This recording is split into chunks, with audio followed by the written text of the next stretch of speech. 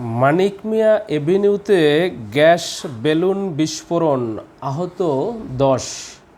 মাত্রর ঘটনা, একেবারে সদ্য ঘটনা, কিছুক্ষণ আগেরই ঘটনা, যেটা রাজধানীর মানিক মিয়া এভিনিউতে জুলাই গণঅভ্যুত্থান দিবস উপলক্ষে আয়োজিত এই অনুষ্ঠানস্থলে বেলুন বিস্ফোরণ হয়েছে। মঙ্গলবার 5ই আগস্ট দুপুর 3টার দিকে এই ঘটনা ঘটে। বেলুন বিস্ফোরণে অন্তত 10 জন আহত হয়েছেন বলে জানা গেছে। অর্থাৎ কিছুক্ষণ আগের ঘটনা, 2 ঘন্টা হয় নাই কিন্তু, অর্থাৎ 2 ঘন্টা আগের ঘটনা এটি। বিকেল 3টার দিকে দগ্ধ অবস্থায় 8 জনকে উদ্ধার করে জাতীয় বার্ন ও প্লাস্টিক সার্জারি ইনস্টিটিউটে ভর্তি করা হয়েছে, জরুরি বিভাগে তাদেরকে। এবং বিষয়টি নিশ্চিত করেছেন জাতীয় বার্ন ও প্লাস্টিক সার্জারি ইনস্টিটিউটের আবাসিক সার্জন ডক্টর শাওন বিন রহমান।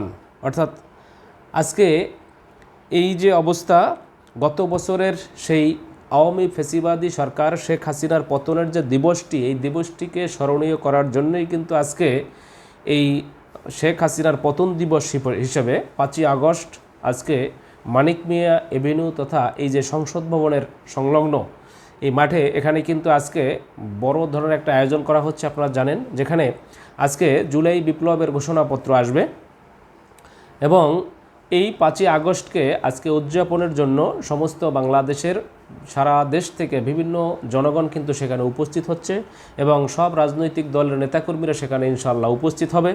এবং আজকে এই জাতির উদ্দেশ্যে বা বাংলাদেশের জনগণের উদ্দেশ্যে বাংলাদেশকে একটি স্মরণীয় করার জন্য তথা এই গত বছরের জুলাই বিপ্লবকে স্মরণীয় করার জন্যই কিন্তু আজকে এই আয়োজন। এবং শেখ হাসিনার যে পতন হয়েছিল এই আজকের এই দিনেই, অর্থাৎ 2024 সালের 5ই আগস্ট শেখ হাসিনার পতন হয়েছিল। আপনারা জানেন, এই দেশ ছেড়ে পালিয়ে ভারতে অবস্থান করেছিল। ঠিক সেই দিবসটা আজকে কিন্তু সেই দিবস পালিত হচ্ছে এবং অনেক সেখানে আয়োজন চলতেছে। আমরা দেখেছি সেখানে অনেক বেলুন এবং বিমান সেখানে কিন্তু আকাশে উঠতেছে, যেখানে একটা বড় ধরনের একটা আনন্দ উৎসবের একটা পরিবেশ সেখানে কিন্তু করা হচ্ছে। ঠিক সেই মুহূর্তে সেখানে বেলুন বিস্ফোরিত হয়ে 10 জন কিন্তু আহত হয়েছে, অর্থাৎ গ্যাস বেলুন এই বিস্ফোরিত হয়ে সেখানে 10 জন আহত হয়েছে এবং 10 জনকেই এখন এই বার্ন ইউনিটে তাদেরকে ভর্তি করা হয়েছে। কিন্তু এটি আমরা মনে করি যে আসলেই একটা অনাকাঙ্ক্ষিত ঘটনা। গত বছরের এই দিনে দুপুরে 2:25 ক্ষমতাচ্যুত প্রধানমন্ত্রী শেখ হাসিনা পালানোর মুহূর্তে আজ মঙ্গলবার উড়ানো হয় হেলিকপ্টার বেলুন। শেখ হাসিনা পালানোর ইতিহাস স্মরণীয় করে রাখতে এই বেলুন উড়ানো হয় বলে জানায় আয়োজকরা। ঠিক সেই মুহূর্তেই এই বেলুন বিস্ফোরিত হয় এবং সেখানে প্রায় 10 জন আহত হয়েছে। আমরা মনে করি অতি দ্রুত তারা সুস্থ হয়ে যাবেন ইনশাআল্লাহ। এবং আজকের এই দিবসটিকে স্মরণীয় করে রাখার জন্য মানিক মিয়া এভিনিউতে কিন্তু আজকে হাজার হাজার লক্ষ জনতা আজকে এই ঝড় বৃষ্টি, অর্থাৎ যেখানে বৃষ্টি হচ্ছে, বৃষ্টিকে উপেক্ষা করেও সেখানে কিন্তু হাজার হাজার জনতা সেখানে উপস্থিত হয়েছে এবং সব রাজনৈতিক দল মত নির্বিশেষে সকলে কিন্তু ঐক্যবদ্ধ হয়ে সেখানে ডক্টর ইউনূসের এবং অন্তর্বর্তীকালীন সরকারের এই আমন্ত্রণ সেখানে কিন্তু সবাই উপস্থিত হয়েছে।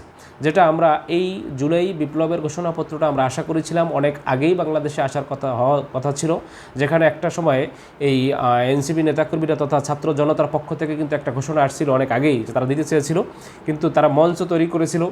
ঠিক সেই মুহূর্তে সরকার বলেছিল যে আমরা সব রাজনৈতিক দলের সাথে এবং জুলাইয়ের যে স্টেক হোল্ডার আছে সবার সাথে আলোচনা সাপেক্ষে আমরা এই জুলাই ঘোষণাপত্র দিব, এরকম একটা কথা বলার কারণে কিন্তু বাংলাদেশে মোটামুটি সব রাজনৈতিক দল একটা নীরব হয়ে গেছিল এবং সরকারের প্রতি এই যে একটা আস্থা রেখেছিল, সেই আস্থার ফলাফল আমরা মনে করি যে আজকে 1 বছর পূর্তিতে সেই 5ই আগস্টে আজকে সেই জুলাই ঘোষণাপত্র দেওয়া হবে ইনশাআল্লাহ। প্রিয় দর্শক শ্রোতা, আপনারা অবশ্যই ভালো থাকবেন যে যেখানে আছেন এবং যদি কারো কোনো মতামত থাকে অবশ্যই ভিডিওর নিচে কমেন্টসে জানাবেন। ধন্যবাদ।